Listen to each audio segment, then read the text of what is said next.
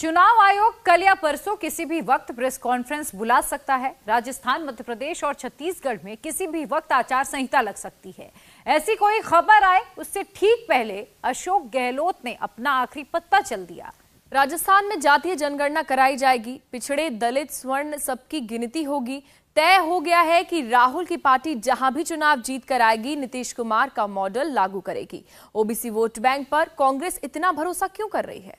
जिन राज्यों में बीजेपी और कांग्रेस दो ही फैक्टर हैं, आमने सामने की दोनों में लड़ाई है, क्या वहां की ओबीसी जातियां इस ऐलान से कांग्रेस की तरफ शिफ्ट हो पाएंगी? 23 में गहलोत, कमलनाथ, भूपेश बघेल को और 24 में राहुल गांधी के लिए ये दांव सीधा ही पड़ेगा, इसकी क्या गारंटी है? जाति जाति का नारा लगाने से क्या मोदी का नुकसान होना तय है और कांग्रेस को फायदा होना भी तय है? इस नैरेटिव को गहराई से समझने की जरूरत है और इस रिपोर्ट को देखिए, आपको हर पहलू समझ में आ जाएगा।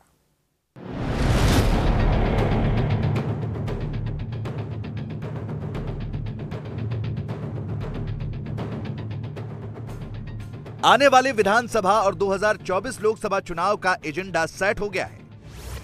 बिहार के बाद राजस्थान में जातिगत सर्वे होने जा रहा है। चुनाव से ठीक पहले अशोक गहलोत ने मास्टर स्ट्रोक खेला है। राजस्थान में बिहार की तर्ज पर सर्वे कराया जाएगा। दरअसल 2024 में पीएम मोदी को घेरने के लिए इंडिया अलायंस जातीय जनगणना को सबसे बड़ा हथियार मान रही है। एंटी मोदी मोर्चा इस बात को समझ चुका है कि जब तक हिंदू यूनाइट रहेंगे तब तक मोदी को हराना नामुमकिन है। इससे पहले बिहार में जातीय जनगणना कराई गई, उसके डेटा को सार्वजनिक किया गया। अब राजस्थान में जातियों की गिनती की जाएगी, इसके लिए अधिसूचना जारी कर दी गई है। आदेश में कहा गया है कि राजस्थान सरकार अपने संसाधनों से जाति आधारित सर्वे कराएगी। जाति आधारित सर्वे की मदद से नागरिकों के सामाजिक, आर्थिक और शैक्षणिक स्तर की जानकारी और आंकड़े जमा किए जाएंगे।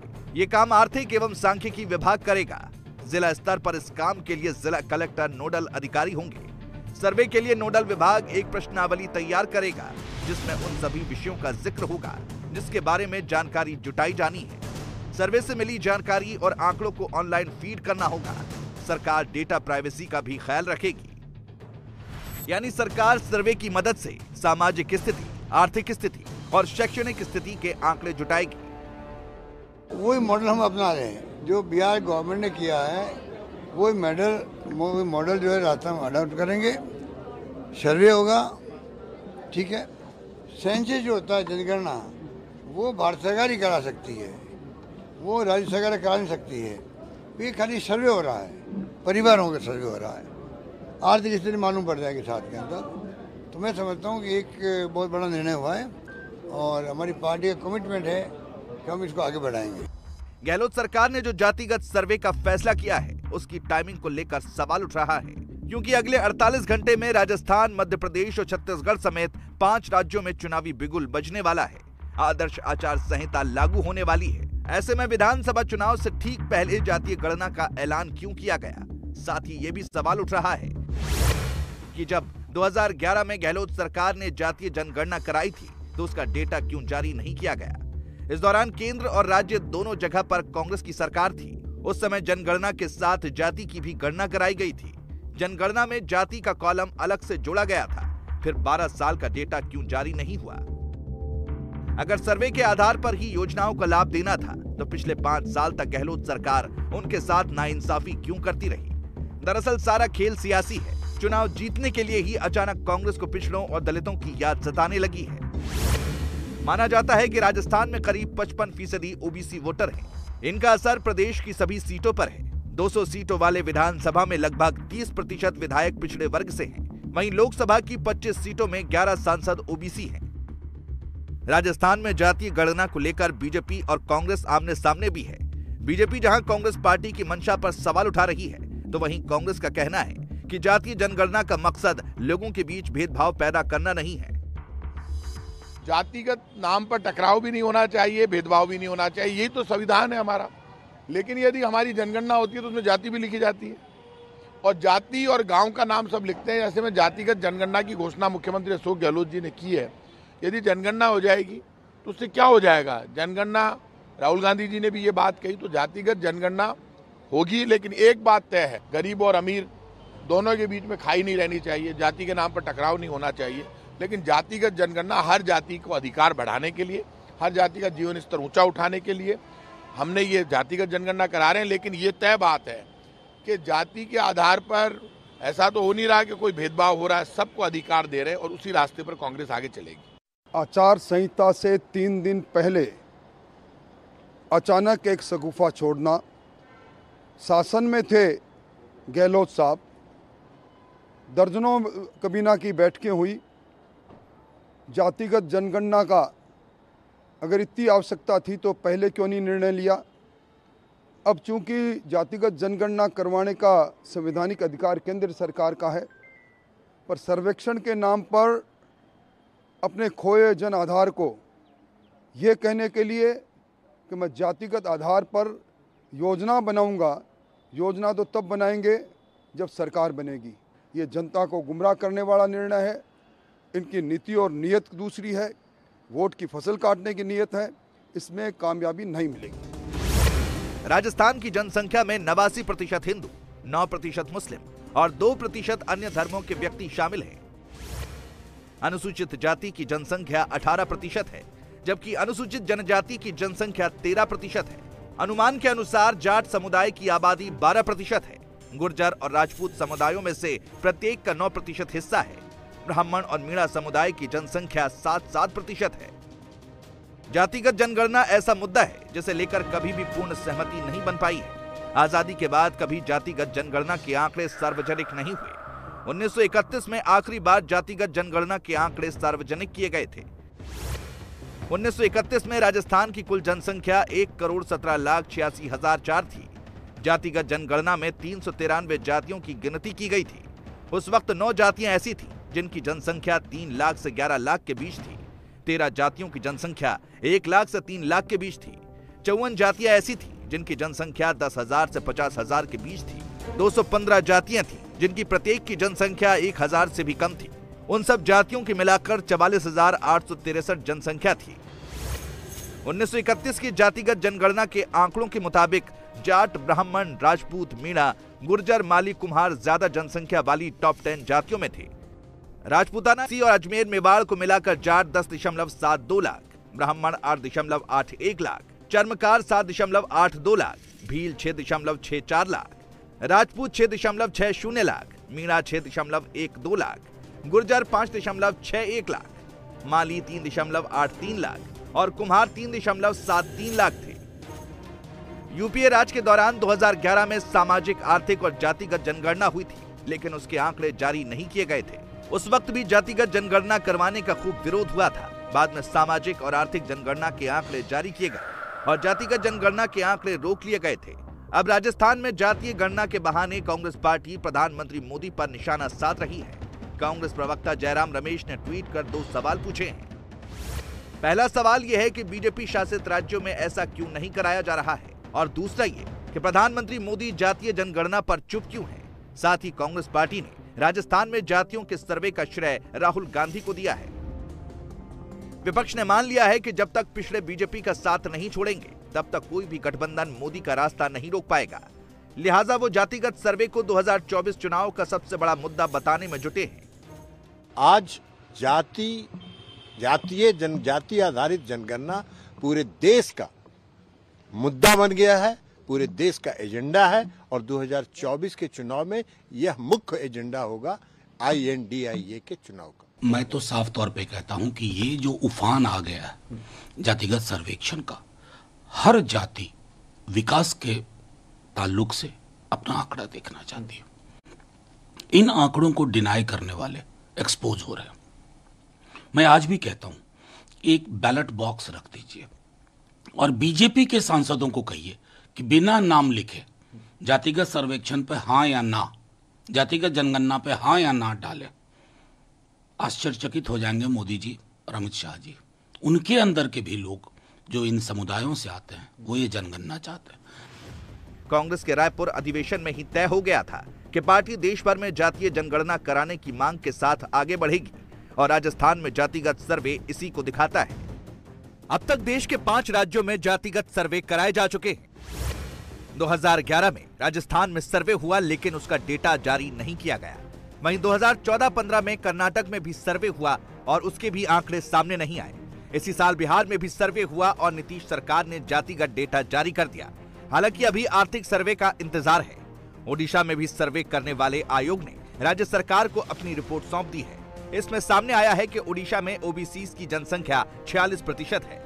अब राजस्थान एक बार फिर सर्वे कराने जा रहा है। बिहार में जातिगत सर्वे का काम जनवरी में शुरू हुआ था और अगस्त में पूरी प्रक्रिया कंप्लीट हुई, यानी करीब 8 महीने में। हालांकि इसे 5 महीने के भीतर पूरा होना था, लेकिन मामला कोर्ट में जाने की वजह से इसमें देरी हुई। 2024 लोकसभा चुनाव तक मिजोरम, छत्तीसगढ़, मध्य प्रदेश, राजस्थान, तेलंगाना, आंध्र प्रदेश, अरुणाचल प्रदेश, ओडिशा और सिक्किम में चुनाव होने हैं। राजस्थान में तो सर्वे के आदेश जारी हो गए, लेकिन क्या बाकी राज्यों में जातिगत सर्वे कराया जा सकता है? 4 राज्य हिमाचल प्रदेश, राजस्थान, छत्तीसगढ़ और कर्नाटक में कांग्रेस की अपने दम पर सरकार है, जबकि बिहार, झारखंड और तमिलनाडु में सहयोगियों से पार्टी सत्ता में है। छत्तीसगढ़ में प्रियंका गांधी पहले ही जातिगत सर्वे कराने का ऐलान कर चुकी है। राजस्थान में आदेश जारी हो चुके हैं, लेकिन कांग्रेस के लिए हिमाचल प्रदेश और कर्नाटक में जातिगत सर्वे कराने की राह आसान नहीं है। हिमाचल प्रदेश की सियासत में हमेशा से सवर्णों का दबदबा रहा है। 2011 की जनगणना के मुताबिक हिमाचल प्रदेश में करीब 51% आबादी सवर्णों की है, जिसमें से 33% राजपूत और 18% ब्राह्मण हैं। दूसरी जातियों की बात करें तो करीब 25% एससी, 5% एसटी, 13 से 14% ओबीसी और 5% दूसरे समुदाय से हैं। लिहाजा कांग्रेस को यहां जातिगत सर्वे वाली पॉलिटिक्स सूट नहीं करती। पक्ष के पास अपना भ्रष्ट चेहरा छिपाने के लिए कुछ नहीं बचा, तो उन्होंने यूपीए का नाम बदलकर इंडी गठबंधन रख लिया, यानी कि अहंकार और घमंड से भरा हुआ घमंडिया गठबंधन। और उसमें ओबीसी समाज के लिए जो शब्दों का प्रयोग श्रीमान राहुल गांधी जी ने किया, वो देश के सामने पता है। उनकी सदस्यता लोकसभा की जब गई तो उसी के चलते गई। अहंकार इतना कि अभी तक माफ़ी नहीं मांगी ओबीसी समाज से। ये क्या करेंगे? ये तो सारी उम्र कहते रहे गरीबी हटाओ, गरीबी हटाओ। गरीब मिटा दिया था इन लोगों ने। आज देखिए बिहार का क्या हाल है, पश्चिम बंगाल का क्या हाल है। ये लोगों के पास जब दिखाने के लिए कुछ नहीं, ये एडमिनिस्ट्रेशन में फेल हो गए, सरकार में आके पूरी तरह फेल हो गए, तब अब जाति का आधार ले रहे हैं। लेकिन मैं कहूँगा सबसे बड़ी जाति गरीब है और गरीब के कल्याण के लिए मोदी सरकार प्रतिबद्ध है। वहीं कर्नाटक में भी यह मुद्दा पार्टी के गले की फांस बन गया है। सिद्धारमैया के नेतृत्व वाली सरकार के कार्यकाल में ही साल 2014 में जातीय जनगणना करवाई गई थी। सरकार ने इसे सोशियो इकोनॉमिक सर्वे का नाम दिया था और इसके लिए 163 करोड़ का खर्च भी आया। 2016 में यह बताया गया कि इस रिपोर्ट में कुछ तकनीकी खामियां हैं। 2018 में रिपोर्ट तैयार हो गई, लेकिन उसके बाद से अब तक रिपोर्ट जारी नहीं की गई। साल 2018 के विधानसभा चुनावों से ठीक पहले इस रिपोर्ट के कुछ अहम आंकड़े लीक हुए थे, जिससे पता चलता है कि सिद्धारमैया सरकार आंकड़े क्यों नहीं सार्वजनिक कर रही।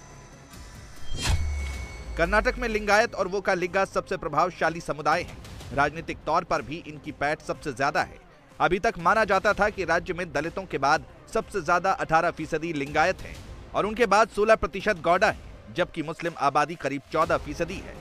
लेकिन कास्ट सेंसस की लीक हुई रिपोर्ट के मुताबिक कर्नाटक में मुस्लिमों की संख्या 20% है, जबकि लिंगायत महज 13% और वोकालिगा सिर्फ 11% है। इन्हीं आंकड़ों ने सरकार को बैकफुट पर ला दिया है। अगर लीक हुई रिपोर्ट में सच्चाई है तो लिंगायत और गौड़ा समुदाय का प्रभाव कमजोर हो जाएगा। फिलहाल राज्य में इन दोनों समुदाय के ही सबसे ज्यादा एमएलए और एमपी हैं।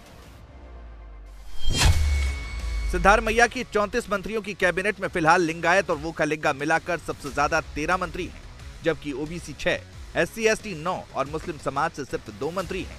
अगर जाति जनगणना के लीक्ड आंकड़ों को सही मान लिया जाए तो उस हिसाब से सिद्धारमैया को लिंगायत और गौड़ा की बजाय ओबीसी और मुस्लिम समाज को सबसे ज्यादा प्रतिनिधित्व देना होगा।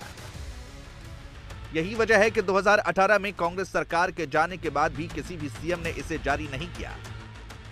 वहीं राहुल गांधी, प्रियंका गांधी और उनकी पार्टी भले ही अब ओबीसी, जाति जनगणना जैसे मुद्दे उठा रही है, लेकिन 2011 के जातीय जनगणना में पार्टी जाति आधारित जनगणना के खिलाफ थी। मनमोहन सरकार ने 2011 में सामाजिक आर्थिक जाति जनगणना यानी SECC कराने का फैसला किया। इसके लिए 4,389 करोड़ रुपए का बजट पास हुआ।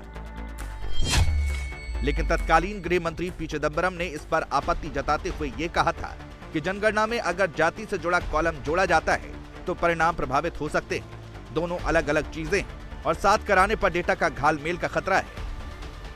सरकार ने प्रणब मुखर्जी की अध्यक्षता में इसे लेकर एक कैबिनेट कमेटी गठित कर दी। कैबिनेट कमेटी भी इसे लेकर किसी नतीजे पर नहीं पहुंची। हालांकि जनगणना के लिए जो फॉर्मेट तैयार हुआ उसमें जातियों से जुड़ा कॉलम भी जोड़ा गया। 2011 की जनगणना 2013 में पूरी हुई, लेकिन इसमें जातियों का डेटा आज तक सार्वजनिक नहीं किया गया। यही वजह है कि जब कांग्रेस जातीय जनगणना की बात कर रही है तो उसके सहयोगी हैरान हैं और बीजेपी हमलावर।